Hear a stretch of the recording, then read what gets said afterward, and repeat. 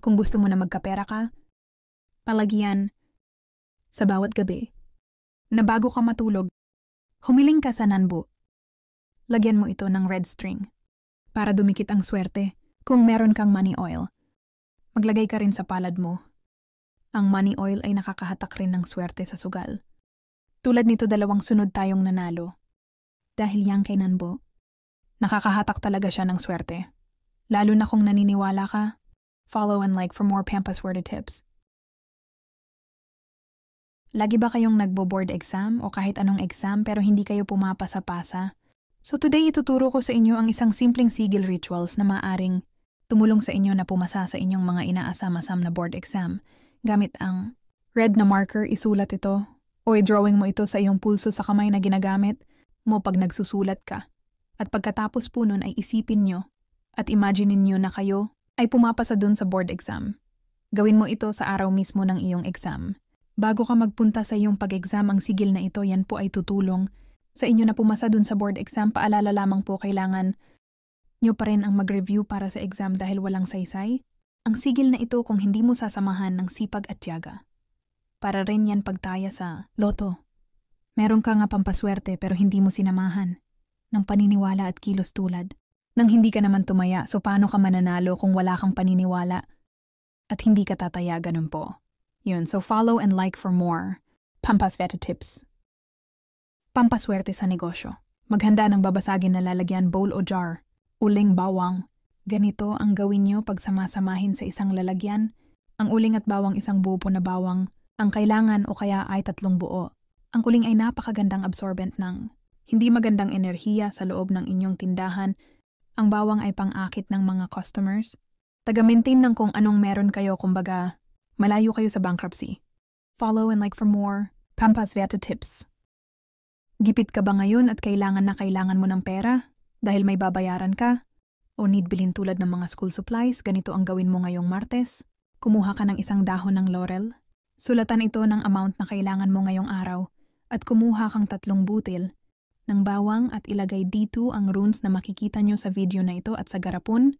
O jar, lagyan nyo ito ng cinnamon powder at coffee powder. Maganda po na ang kape ay black coffee o kaya kaping barako at pagkatapos mo ito pagsama-samahin sa lalagyan. Takipan ito at kapag wala ka masyado ginagawa at wala rin nakakakita sa'yo, ito ay iyong kalugin at humiling ka habang ito ay iyong kinakalog at makikita nyo na sa mga susunod na araw may dumarating na blessings na hindi nyo inaasahan. Follow and like for more Pampaswerte tips.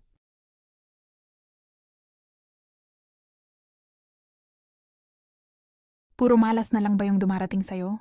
Yung sa tingin mo wala nang swerte nako, kahit mag-search ka pa, sobrang daming good reviews. Nito like simula nung sinuot nila ito, grabe. Yung blessings na dumadating sa kanila, tapos may mga nagsasabi din na simula sinuot nila ito, hindi na sila nawalan ng pera. Hindi naman masama. Maniwala sa mga gusto mag-order, PM lang. Follow and like for more Pampaswerte tips. Gusto mo bang manalo sa loto? Kinakailangan mo ang Nanbo coin or lucky coin kapag tataya ka sa loto.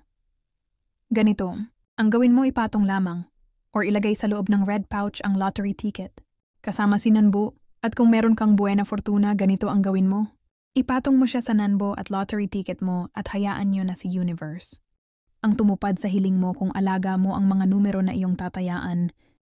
Huwag mo na ito aalisin dyan at kapag tataya ka, humiling ka kay Nanbo at buena fortuna na ipagkaloob na sa'yo ang malaking panalo. Dapat kapag hihiling ka, nang ganito ay labis-labis ang iyong paniniwala. Hindi man ito ipagkaloob.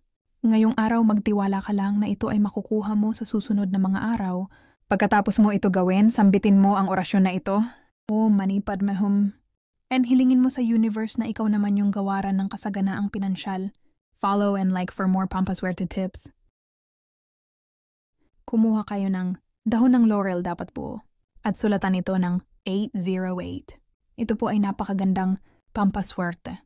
At sa likod nito, isulat niyo ang inyong negosyo. Halimbawa, sari-sari store, so isulat niyo sari-sari store o pangalan ng inyong negosyo.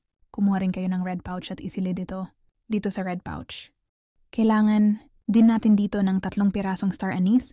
Itong star anise ay maghahatak ng swerte at kasaganahan sa inyong mga negosyo, pagunlad at pag-asenso. ng negosyo nyo.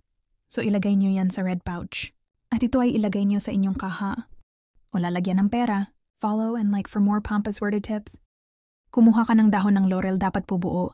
Ito at isulat ang mga numero na nakikita. Nyo sa screen at sa likod nito isulat naman ang iyong pangalan. At pagkatapos ilagay ito sa iyong wallet o bag. Pwede mo ring gawin ito, isulat ito sa inyong left wrist o kaliwang pulso. Ito ay isang numerology technique o magic that's attract customers and big sales. Follow and like for more Pampas wordy tips.